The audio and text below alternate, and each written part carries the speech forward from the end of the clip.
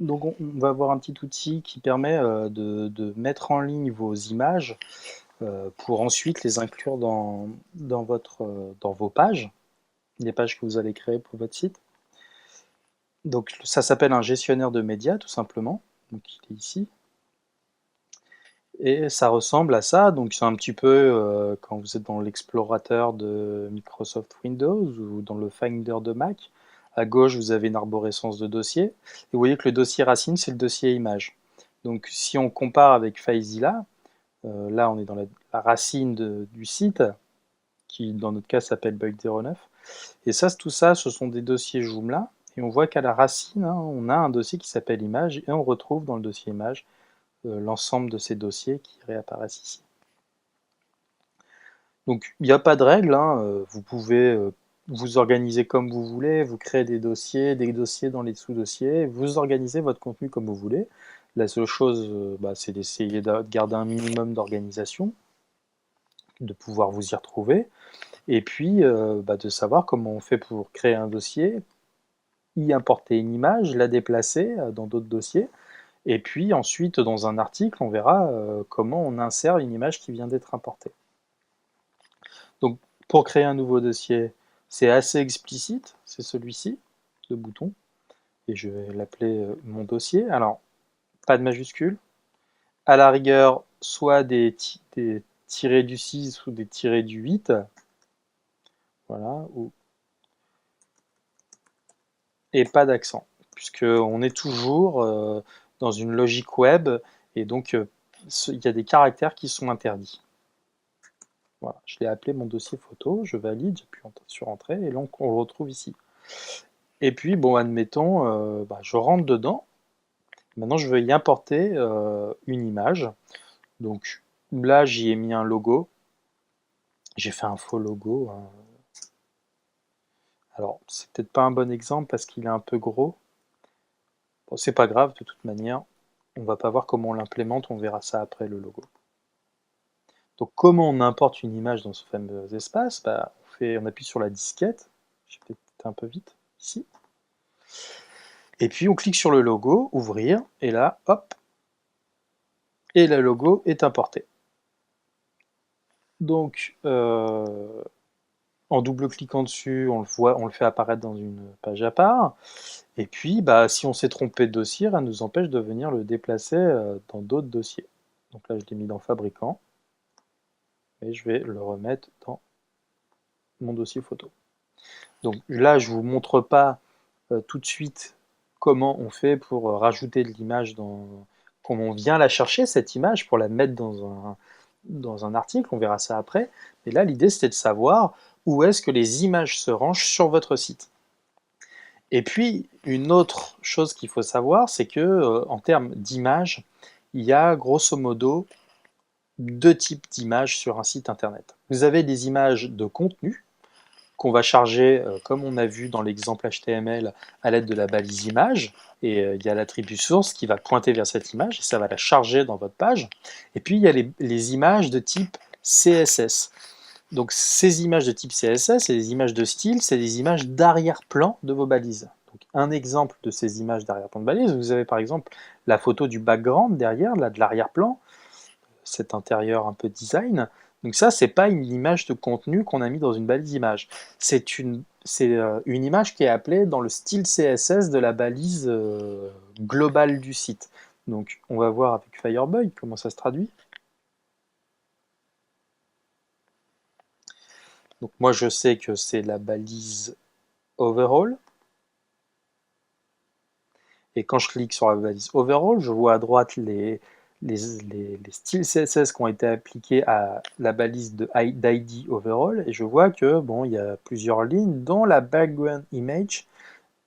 Et là, on voit un petit code qui signifie voici l'URL qu'il faut aller chercher, voici l'emplacement de l'image qu'il faut aller chercher pour afficher une image en arrière-plan de cette balise, et elle est située, donc quand il y a 2 points, ça veut dire que par rapport à l'endroit où ce code est écrit, c'est-à-dire la feuille template.css, je vous montrerai exactement où elle est dans le site, il faut remonter d'un dossier, Et une fois dans ce dossier parent, on va trouver un dossier image au pluriel, slash, et dans ce dossier image, il y aura un fichier qui s'appelle bg.jpg. Donc je m'explique. Avec Firebug, pour savoir où est localisé, dans quel fichier est localisée cette règle de style, il suffit de survoler. Voilà, comme ça, le petit lien bleu. Il ne faut pas cliquer, il faut juste survoler. Et là, on voit qu'en fait, notre fameuse feuille de style, elle est enregistrée dans le dossier, donc à la racine de notre site. Et donc, nous, on sait que c'est le dossier bug09 sur notre serveur. Ensuite, il faut aller dans le dossier template. Dans le dossier template, il faut aller dans le dossier casual, CSS, et on trouvera le fichier CSS dans lequel cette règle apparaît, et plus précisément, c'est à la ligne 23. Donc, on va illustrer par un exemple ce que je viens de dire.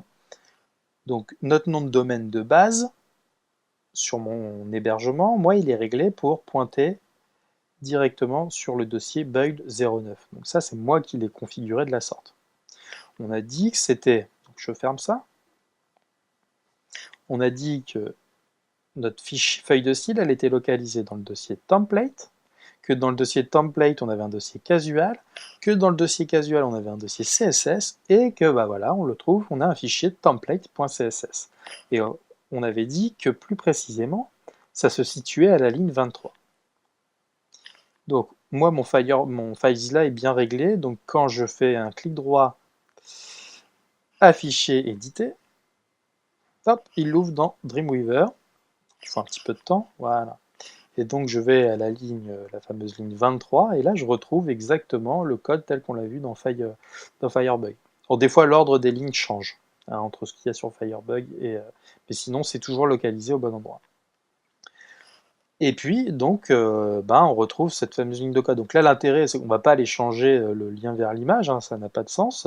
C'était juste pour vous montrer comment on accédait à une feuille de style, et puis comment on arrivait à localiser ce fameux fichier. Nous, ce qui nous intéresse, c'est de trouver où est cette image. Donc, comme je vous ai dit, cette image, par rapport à la feuille de style, il faut remonter d'un dossier, donc il faut revenir un dossier au-dessus du dossier CSS, donc c'est-à-dire dans le dossier casual, et je vous avais dit, du coup, c'est ce que signifiaient les deux points, revenir d'un dossier, revenir dans le dossier parent. Et une fois dans ce dossier parent, on pourra trouver un dossier image qui contient un fichier qui s'appelle bg.jpg. Et donc ce fichier bg.jpg, si je le glisse sur mon bureau, qu'est-ce que c'est? C'est cette fameuse image. Alors elle est beaucoup plus grande parce que y a une autre règle de style qui fait en sorte que cette image, elle soit ajustée. C'est cette fameuse règle cover qui dit qu'elle doit être ajustée en fonction de la taille de l'écran, plus ou moins. Donc il la garde toujours centrée et il recouvre l'ensemble de l'espace disponible mis à disposition par la balise qui contient cette règle. Donc on verra comment on change cette balise, ce background. C'était juste pour vous montrer, voilà, faire la différence entre une image de contenu. Donc je vais vous montrer un exemple d'image de contenu. C'est par exemple ça, le logo est une image de contenu. On va le voir tout de suite après, il est dans un module qui contient du HTML et qui dit charge-moi avec la balise image l'image qui est située dans tel dossier. Cette image, c'est ce fameux logo. Là, c'est pareil, ce sont des images qui sont chargées, c'est des images indépendantes.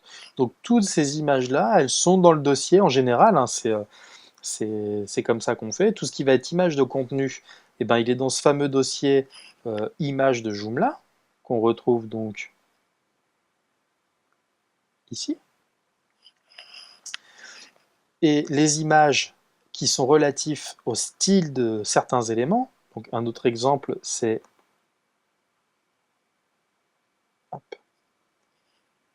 ces fameuses images, ces petits logos, ça c'est pas des balises images, c'est des images de style CSS. Si je survole, vous allez voir, c'est encore un cas un petit peu particulier. Si je survole l'élément, on voit que j'ai une background image ici, et vous allez voir, c'est pas qu'une image de téléphone. Là, ce qu'on a, c'est une image entière avec tous les petits logos qu'on retrouve ici. Alors, c'est pas cette image en hauteur qui fait que qui est programmée une seule fois, c'est juste à chaque fois, pour chaque image, elle est réappelée, mais c'est la position de l'image dans la balise qui change. Vous voyez, on a une propriété background position. Donc là, j'ai l'image, je vois bien que j'ai tous mes logos.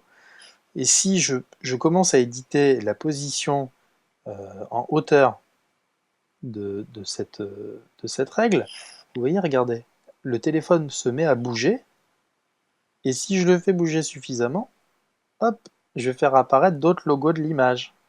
Donc c'est une technique qu'on utilise, les sprites, ça s'appelle, pour faire en sorte d'économiser des temps de chargement, encore une fois.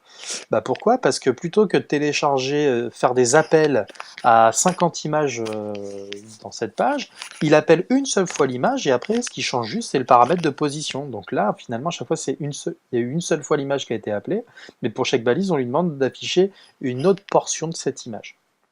Mais ça reste une image de style, d'accord? Donc c'est du style CSS, et ces images de style CSS, vous voyez, elle est encore rangée par rapport au template, par rapport à notre fichier template.css, un dossier par au-dessus dans ce fameux dossier image. Donc ce fameux dossier image, on n'y accède pas hein, via ce gestionnaire de médias. D'ailleurs, dans une utilisation courante du CMS et non pas de design du site, on n'en a pas besoin hein, d'aller taper, d'aller changer des images d'arrière-plan. C'est juste à la phase de création du site. Mais si vous avez réellement besoin d'y aller, c'est ici que ça se situe. C'est dans le dossier template, casual et images. Et là, vous avez les photos qui sont relatives, les images qui sont utilisées, qui sont relatives au style.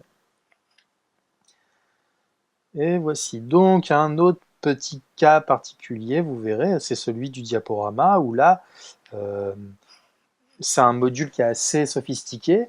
Ça reste des balises images qui sont, vous allez voir, qui sont dans le dossier slide accueil. C'est un dossier qu'on a créé. Voilà. Mais il ne suffit pas de les glisser dans ce dossier-là pour qu'elles apparaissent dans le diaporama. Le diaporama, c'est un module qui a besoin, en tout cas tel qu'il a été paramétré, qui a besoin qu'on lui dise « tu me charges l'image, tu me l'affiches ». Il ne suffit pas de la mettre dans le bon dossier. Donc voilà pour ce qui est du gestionnaire de médias et des différents types d'images qu'on peut trouver sur un site internet.